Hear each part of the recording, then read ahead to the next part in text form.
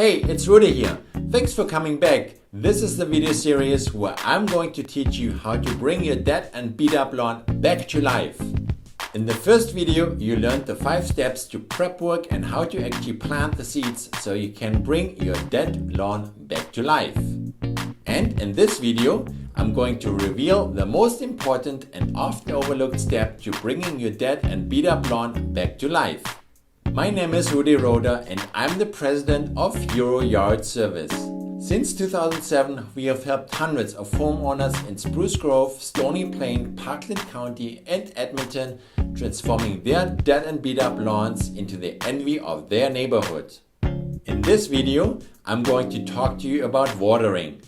This is the most important step in bringing your lawn back to life, and there are a few things you will need to do over the next 3 weeks to really make sure your lawn comes back greener than ever. Make sure you have a pen and paper nearby so you can take notes, and if you don't, then pause this video and go get one. Also, if you haven't seen video 1, make sure to watch that one first, or this video here may not make sense. Now, before we get started, let me ask you the same quick question I asked you in video 1, because this will have an impact on your efforts. Are you facing water restrictions in your municipality right now? If you can answer no, then you're good to go. You can keep on watching this video, no problem. If you're facing a water restriction, then you may want to check your options.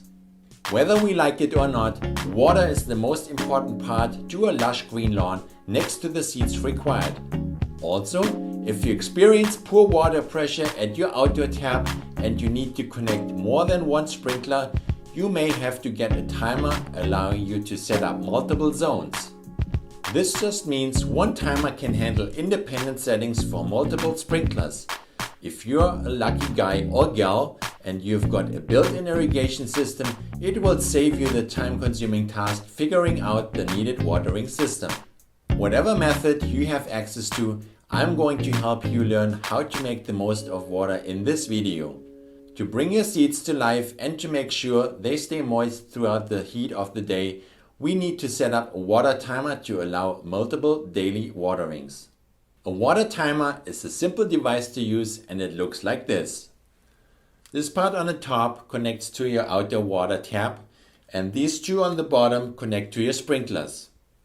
You will also need a hose and preferably an impulse or impact sprinkler. An impulse or impact sprinkler makes the distinct clicking sound tick tick tick. Their spray pattern is more adaptable and more efficient than the other sprinklers. Okay, so moving on.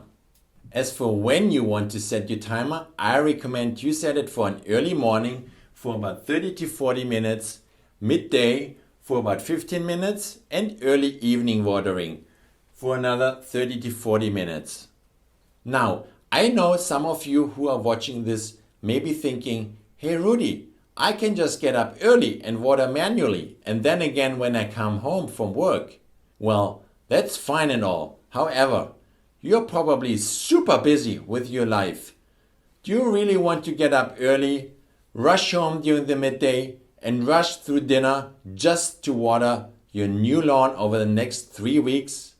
If not, I say buy a water timer. I actually have a friend named Bob who did this recently. Once he got his water timer up and running, he almost forgot about the project altogether, since he could sleep in longer and do stuff at night, not needing to rush home to water his lawn. So now that you have set it all up, you must test the water setup and let it run for a few minutes. This way, you can tweak the settings, the placement of your sprinklers, and so forth. On top of that, your seeds get the needed initial moisture. Once everything is set, it's time to pop a beer and celebrate your hard work and wishing for success and a lush and green lawn. Not too hard, eh? So your first week of automated watering is now over, and you've probably had a few more beers. Now we are into week number 2. You are not going to see a lot of action from week 1, and from now on you gotta hone your patience. In general, It takes about 7 to 14 days for seeds to germinate. And that doesn't even mean you see a full lawn by then. So just hang in there and enjoy your time off not needing to mow your grass. And maybe enjoy another few beverages while waiting for the grass to grow. It's near the end of week 2 when you'll notice some parts of your lawn may start looking like a jungle, but you gotta resist that urge to cut it. The only thing you may want to do to change the routine is adjust the watering schedule to twice daily. You can remove the midday water setting. I also want to let you know that you may have to alter the recommended timer settings depending on additional rain, terrain layout, and or sun exposure. Your soil should be moist, not soaking wet. Soaking wet soil will kill your seeds and damage the existing grass roots. Alright, you made it. We are at week 3.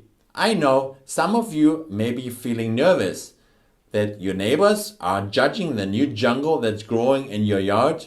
Now you can take action. Yay! Finally you can pull out the mower again. You just need to trim it. Please don't cut it low like a golf green. Put your mower on the grass and then adjust the cutting height so you only take off about a third of a grass plate.